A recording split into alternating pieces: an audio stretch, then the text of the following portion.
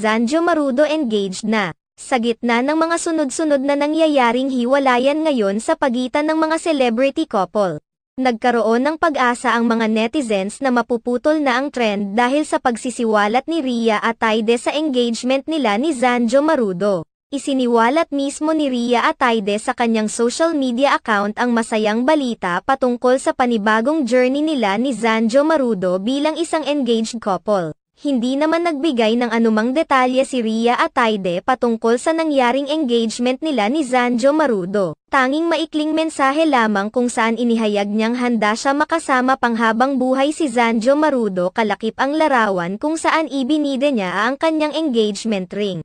Samantala, ibinahagi naman ni Zanjo Marudo ang isang sweet photo nila ni Rhea Atayde habang nakahiga kung saan binati niya ito sa caption bilang fiancé.